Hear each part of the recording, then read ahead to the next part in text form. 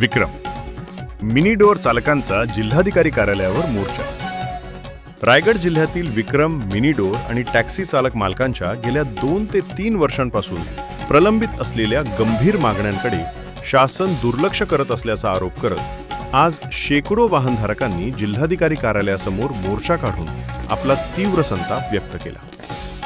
तर आजचा मोर्चा हा शासनासाठी शेवटचा इशारा असल्याचंही आज प्रलंबित मागण्या होत्या की 17/3/2023 रोजी तत्कालीन मुख्यमंत्री एकनाथजी शिंदे साहेब यांच्या अध्यक्षतेखाली आमची ह्या प्रलंबित प्रश्नांसाठी मीटिंग झाली होती आणि त्यामध्ये सकारात्मक सर्व निर्देश त्यांनी दिले होते, परंतु त्या निर्देशाला वरिष्ठ अधिकाऱ्यांनी दुर्लक्ष करून आमच्यावर तांत्रिक लूट चाललेली आहे आणि ह्या संदर्भात आजचा मोर्चा काढलेला आहे।